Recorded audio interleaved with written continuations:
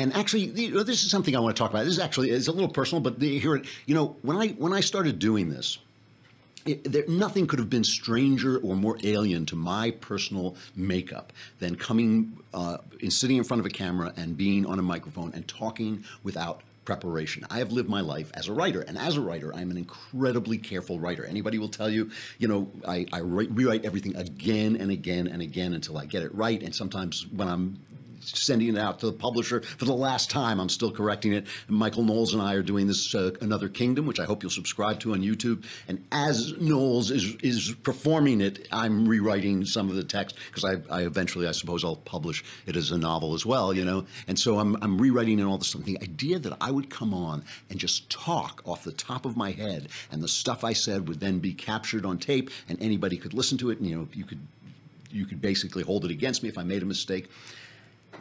There are only two things so far that I really regret. And one of them is when James Comey first came into the news, I gave him the benefit of the doubt. I would not do that today. That was a big, big mistake. I mean, James Comey, I now think, is a very sinister figure, and I will talk about that if I have time today. But the other are a couple of jokes I made about Glenn Beck. And Beck has never said a word about this to me, and I don't want anything from Glenn Beck. I'm just saying this out of my own personal feelings. It's easy for me to make jokes about Glenn Beck, because Glenn has a natural person. I worked for Glenn for about 6 months, and I really like the guy. I like the guy a lot.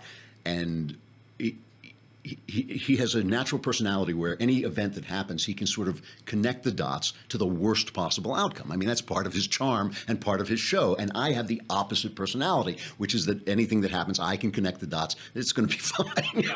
And it's just a personality thing. I would tease Glenn to his face when I worked with him. I would tease him on his own air, and he never objected to it and all this stuff. But I felt when I first came on, I made jokes about it without realizing the power of the microphone, without even realizing I was actually talking to actual human beings. And I just really regret it, because Glenn is a 5-star character in my book. I mean, I worked with him, I worked around him, I worked with the people who worked with him.